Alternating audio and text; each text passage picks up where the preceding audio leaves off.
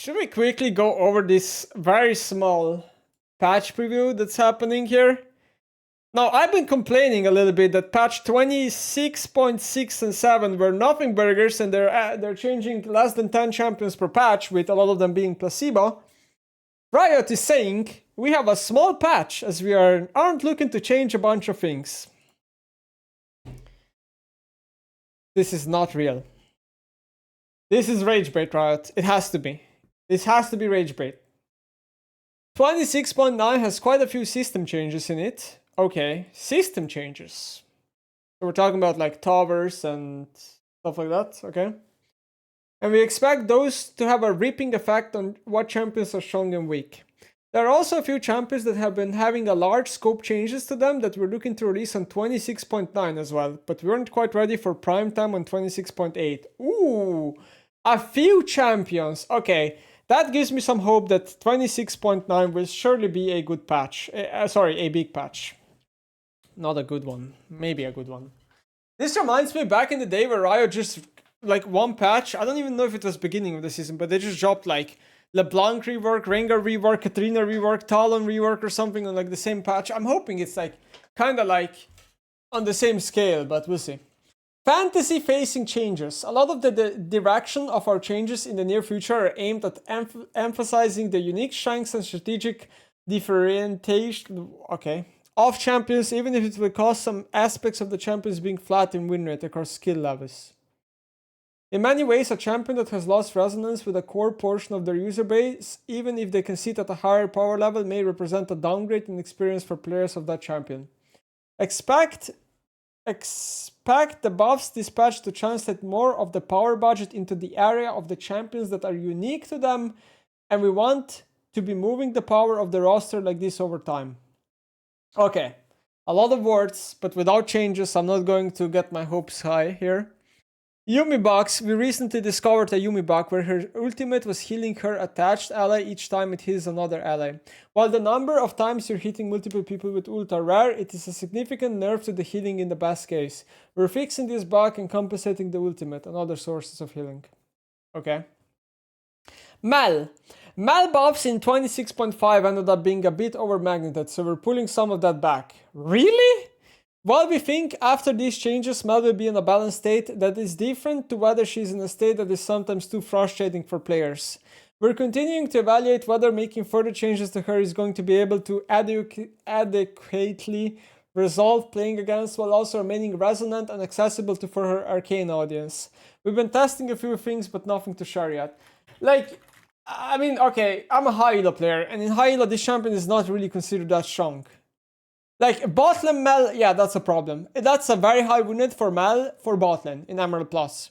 Mid lane win rate, it's not that good. Now, if you go to Silver, it's obviously going to be higher because she's a low elo skew champion, right? But, yeah, 40% ban rate. If you go all ranks, where's all ranks? This champion has a 40% ban rate. Like, they have to nerf it. Like, this is, I think, the most banned champion league. Riot, try to do this rework. I don't think, I mean, I called this weeks ago. When the rework came out, I tested it. I said, hey, this does not make Mel any less frustrating than she is. She's the same champ. She's maybe a little bit less reliant on W. Her Q is more annoying than before in a way. The whole kit is just frustrating. Like, we're gonna have to change something on her. What are we gonna have to change? I don't know. She needs an actual, like, I think she needs an ability actually chopped and a new ability to come in, which is not very easy because Riot has spent all these resources creating abilities in the first place with all the sound effects and VFXs and stuff, so just doomed. The champ is just doomed. Completely doomed. Dr. Mundo consistently rates at the top of our frustration service, and he's been overperforming, especially in average play in jungle. This is like a year late, maybe even 2 years late. Like, come on. This is like so late. Like, this should have happened long time ago. We're tapping down some of the late game damage so that when he's popping off, he can still go where he pleases. Okay, I understand that, but if he's realistically, I mean, to be honest, okay, top lane quest this season has made top lane Mundo a lot better. Because last year, when the quests weren't in the game, Mundo was strictly just about a jungler and not that good of a top laner. Now that maybe it's a little bit more even, probably still a better jungler after all. Shouldn't we be nerfing jungle clear split? I mean, his clear split is just Thanos. Like, he clears so fast, he can just gank lanes, he can base, he can out-tempo you completely. Like, it's just brutal. Okay, so, yeah, when I see the list of champions here, I am not very excited.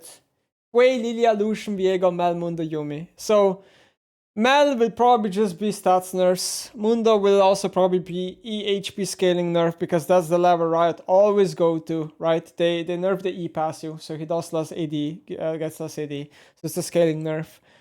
Yuumi, okay, we get it. Now the champion boss may be a little bit more interesting here. Hwei. Ha! Ha! Is Hwei finally getting a real buff after last time Riot gave him a placebo with R cooldown and W shield? What I'm hoping to see, which I'm not hopeful. I'm very unhopeful here.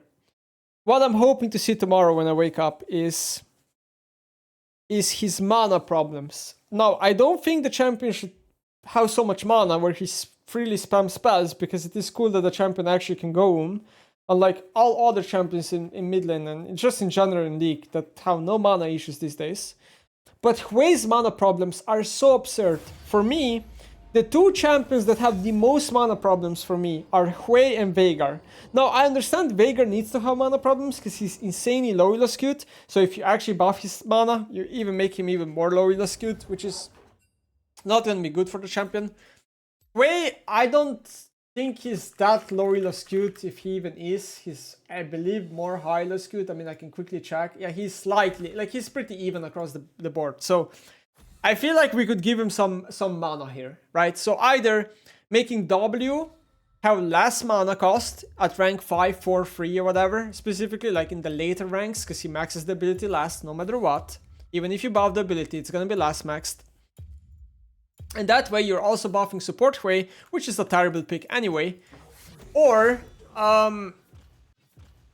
we should give him more mana restoration on the bolts. In late game, specifically, because early game, I think the bolts give you enough mana back. I think late game, they give you nothing. So that's what I would like to see. Mana. This is like the most frustrating part. I understand like buffing his damage is going to be tough because he provides a lot of utility. You buff his damage, his win rate is going to be a lot higher. People are going to be frustrated. Okay, just give him some mana, man. Oh, we're done yapping. Oh no, wait, there's still 3 more. Lilia. Not sure. Surprised to see Lilia on the list. Did she need a buff? I'm not sure. It's hard to say. Lucian. I think the champion is pretty bad. Unless you're playing with Nami or maybe Milia in some cases, don't even play Lucian. Like, what's the point? It's Nami that makes Lucian a champion. I guess Sona is also a pretty good pairing. Do I get last pick? I do. And then lastly, we have Viego. My problem with Viego is that he's too squishy right now. I think his builds are too damage heavy. I think he's too glass cannon of a champion. Riot needs to shift some of the identity from Viego from having less damage, but a little bit more tankiness. Because that way, I think the champion will feel better because he will get more resets and he will be more durable in fights. So I think that's the real issue with Viego. He just needs to be a bit more durable and do a bit less damage. Alright, bye.